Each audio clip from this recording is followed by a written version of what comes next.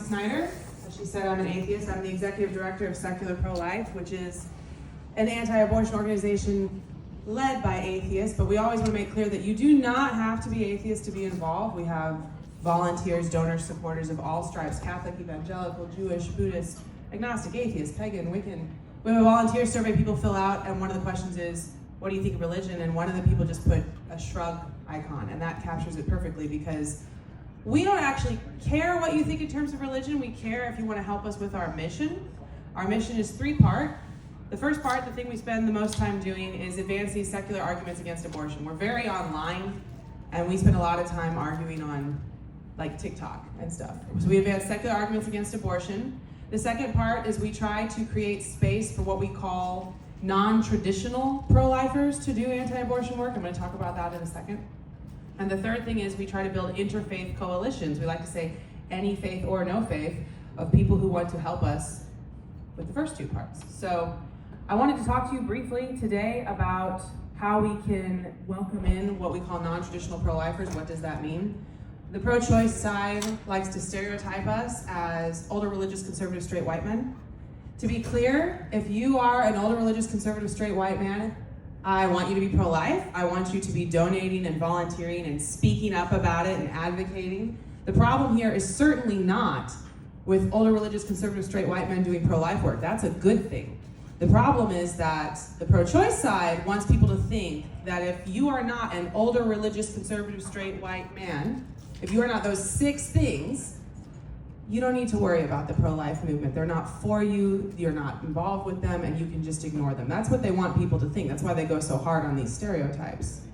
So I'm here to say that abortion kills human beings. It is a human rights violation. If you are a human being, I think you should be against it, and I don't really care what your other identifiers are. So secular pro-life works all the time with what we call non-traditional pro-lifers, which is basically leftist, queer, secular, all the things that we wouldn't normally think of when we picture pro-life versus pro-choice. They're all out there. They're all in here right now. And they want to plug in, and they're often very alienated by their natural social circles. The people they're closest to and love the most are often very, very pro-choice. And then the pro-life movement kind of has its own thing going on. So for example, right after Dobbs, we had a new volunteer come to us, an atheist attorney from the South. He was what I call latent pro-life. He's already pro-life. He already thinks abortion is a problem. We don't have to convince him. But he wasn't really doing anything about it. We all have lots of friends and family who are pro-life in a kind of, laid-back way. And then Dobbs happened, and his very pro-choice social circles started mouthing off a lot about the abortion issue, and they were saying things that he found to be really ridiculous. And he thought, you know what? I got to get off the bench. I got to get involved. And for some of what I think of as secular pro-life people, these non-traditional people, it's easier for them to do activism than to talk to their own friends and family, just because of the social dynamics. So he goes to volunteer at a state-level organization. He wants to offer his services as an attorney for free to help with legal issues, and he couldn't, because the particular organization he tried to volunteer for has a statement of faith you have to fill out to volunteer, and he's not going to lie about it. Fortunately, he's stubborn, so when that happened, he went online and he Googled atheist pro-life. Who does he find? Yeah. Me. Yeah. And so now he helps us. He contributes to our blog posts and different things. And I'm delighted that he was stubborn, and I'm glad that he found a way to plug in. And I'm happy to have these non-traditional people come to us, we can help them. But I don't want to be the only one doing it.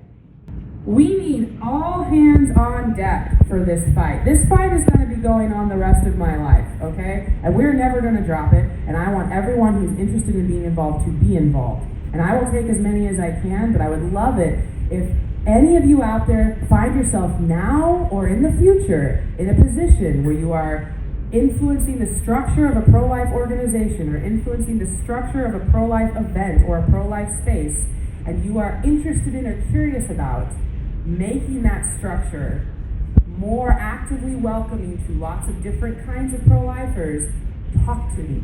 If you ever at any time think, I want to know more about how to do this, talk to me, because there are thousands, I would say tens of thousands of non-traditional pro-lifers who already agree with us and have no idea how to access or what to do. And these are a special resource. These people can access social circles and and framings and thought processes that wouldn't be necessarily organic to us, and they can talk to audiences that the pro-life movement struggles to talk to. However, if you are in a situation where you have influence over spaces, organization structures, and it's just not a good fit, you know, if it's a missional organization, if there's something about your organization where if an atheist or a leftist or whoever came to it, it just wasn't the right fit, that's also okay. All I would ask then is that if someone comes to you and wants to get involved and they're not quite the right fit for the thing that you're doing, which happens, don't say sorry, no. Say, well, not us, but do you know about secular pro-life?